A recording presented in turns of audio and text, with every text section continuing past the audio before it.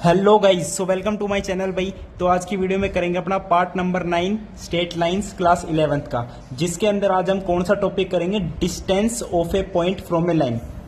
तो भाई last video में अपनी एक्सरसाइज कंप्लीट हो गई थी 9.2 और स्लोप्स निकालने में और लाइन की इक्वेशन फॉर्म करने में अगर आपको कोई भी दिक्कत है तो मेरे से बता देना भाई, एंड उन वीडियोस को जाके जरूर देख लेना एंड चैनल को सब्सक्राइब जरूर कर लेना अगर अभी तक आपने नहीं किया है तो।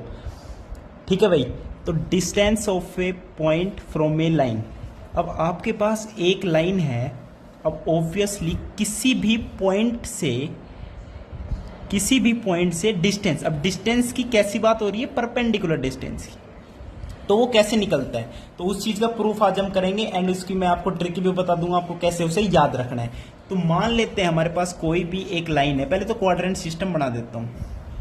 ठीक है, तो एक लाइन मैंने मान ली कैसे है अपनी, ऐसे आपकी लाइन है, ये लाइन है एल। ओके भाई, this is your quadrant system, X axis and Y axis. अब ये जो लाइन एल है इसकी इक्वेशन के किस तरीके की है, line L is A X plus B Y plus C is equals to 0। Line की इक्वेशन इस तरीके से मान ली। अब कोई भी पॉइंट है P x1, y1। अब इस पॉइंट से परपेंडिकुलर डिस्टेंस D कैसे फाइंड आउट करेंगे, ये आज हम करने वाले हैं अपनी इस वीडियो के अंदर। ठीक है भाई, इसका प्रूफ करेंगे पहले तो एंड देन इसका फटाफट फॉर्मूला आपको बता दूंगा, वही आपको काम आना है हमेशा। अब भाई ये लाइन है, इसका एक ये भी पॉइंट होगा, एक ये भी पॉइंट होगा। ये पॉइंट कब होगा, ये अगर एक्स एक्सिस है, ये वाई एक्सिस है, ये एक्स इंटरसेप्ट है, यानी जब वाई की वैल्यू 0 है तो एक्स कोऑर्डिनेट क्या आएगा, माइनस सी बाय ए। तो this point is minus C by A comma 0। अब ये पॉइंट क्या होगा, 0 कोमा वाई इंटरसेप्ट, जब x की वैल्यू 0 हो जाएगी तो y is equals to minus C by B. तो 0 comma minus C by B. तो ये दोनों पॉइंट्स निकल गए जी। अब ये एक ट्रायंगल भी फॉर्म कर रहा है, देख रहे हो ये वाली, ये इसको जोड़ दो एंड इसको जोड़ दो, 3 पॉइंट्स हो गए, 1 2 3। अब मैं क्या करता हूं, कोऑर्डिनेट ज्योमेट्री से इस ट्रायंगल का एरिया निकाल सकते हैं। तीनों पॉइंट्स के कोऑर्डिनेट आपको पता है, this is x1 y1, this is minus C by A comma 0, this is 0 comma minus C by A. अब मैं एरिया ऑफ ट्रायंगल, मान लो ये पॉइंट है Q, ये पॉइंट है R, तो मैं लिखता हूं area of triangle PQR। Coordinate geometry से 1/2 mode of x1 y2 minus y3, तो 0 minus minus C by B, तो ये क्या हो जाएगा, C by B, plus x2 is minus C by ए,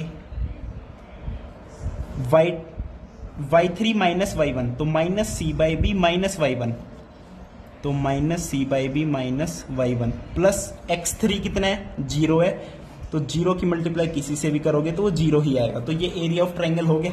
इसको थोड़ा और सिंप्लीफाई कर ले, 1/2 मोड के अंदर क्या है, x1 c बाई बी। अब ये क्या होगा, minus C by A minus C by B, तो ये हो जाएगा क्या, प्लस का C square by A B, और ये हो जाएगा प्लस का C by A y1 and उसका मोड। अब देखो एरिया ऑफ ट्रायंगल PQR, ठीक है। अब एरिया ऑफ ट्रायंगल PQR में एक और तरीके से लिख सकता हूं, कैसे भाई, परपेंडिकुलर पता है, बेस पता है, half into perpendicular into base, ऐसे भी एरिया ऑफ ट्रायंगल लिखते हैं। ठीक है जी, ये आपका क्या है, एरिया ऑफ ट्रायंगल PQR।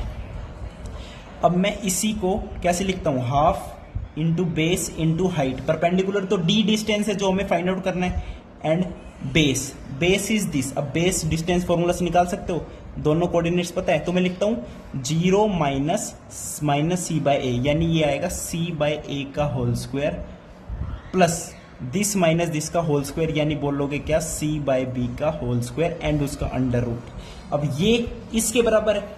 अब 1/2 से 1/2 कैंसिल जी, कोई दिक्कत नहीं। तो मैं लिखता हूं क्या, D मल्टीप्लाई बाय दिस। अब सी स्क्वायर पहले तो इसे ऐसे ही रहने दो, C square by A square, C square by B square, उसका under root is equal to, अब इस चीज को क्या लिखोगे, देखो C by B, C square by A B, C by A. अब सी बाय ए बी के मोड को कॉमन ले लो भाई, सी बाय ए बी के मोड को कॉमन ले लिया तो अंदर बनेगा AX1 और क्या बनेगा बताओ, BY1 प्लस अब c बाहर आया, सी स्क्वायर का c बच जाएगा और इसका मोड। कोई दिक्कत आई? कोई दिक्कत नहीं आई। अब सिमिलरली इसके अंदर से c बाय एफ बी का मोड बाहर ले सकता हूँ। मोड भाई रूट के अंदर है तो ऑलवेज पॉजिटिव आएगा, तो मोड लिखना जरूरी बनता है c बाय एफ बी। अब रूट के अंदर क्या बन गया? बच गया, सी स्क्वायर बाहर चला गया वो c बन गया, ए स्क्वायर बी स्क्वायर बाहर चला गया वो ए बी बन गया। अब ए स्क्वायर तो पहले से था, बी स्क्वायर और नीचे से लिया तो ऊपर भी बी आएगा, यानी बी स्क्वायर, इधर क्या आएगा A square is equals to mod of c by A B, और ये बनेगा A X one B Y one plus C का मोड। तो यहाँ से c बाई ए बी का मोड कैंसिल। तो जो परपेंडिकुलर डिस्टेंस है from point x1 comma y1 वो आपका क्या आएगा? Mod of A X one plus B Y one plus C upon में root under A square plus B square. तो this is the distance of a point from a line, perpendicular distance. अब इस distance को कैसे लिखोगे?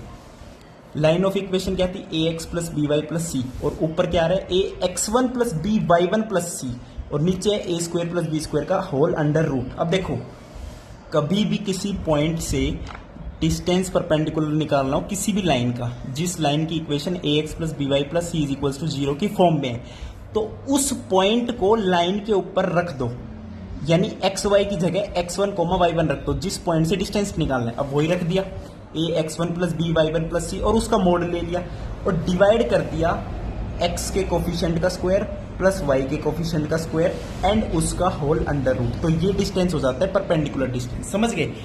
यानी कभी भी किसी भी पॉइंट का डिस्टेंस निकालना हो लाइन से, तो उस पॉइंट को लाइन की इक्वेशन में रख दो, उसका मोड ले लो और डिवाइड कर दो बाय एक्स का कोफिशिएंट का स्क्वायर प्लस वाई के कोफिशिएंट का स्क्वायर और उसका अंडर रूट। अब एग्जांपल करोगे तो अच्छे समझ आ जाएगा। एक और टॉपिक है वो करते हैं।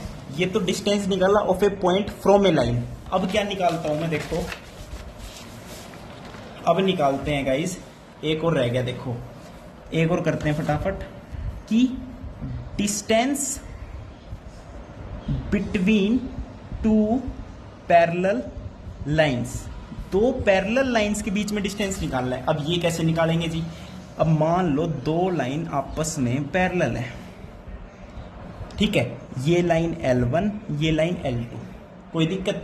अब ये डिस्टेंस यानी परपेंडिकुलर डिस्टेंस ही होगा, ऑब्वियस सी बात है D, यानी बोल सकते हो ना ये यहाँ भी परपेंडिकुलर होगा, यहाँ भी परपेंडिकुलर होगा। अब कोई भी एक पॉइंट निकाल लो, या तो ये निकाल लो या ये निकाल लो। अब लाइन की इक्वेशन तो आपको पता ही है। मान लो L1 किस फॉर्म की है? A X one plus B Y one plus C one is equals to 0। L2 किस फॉर्म की है?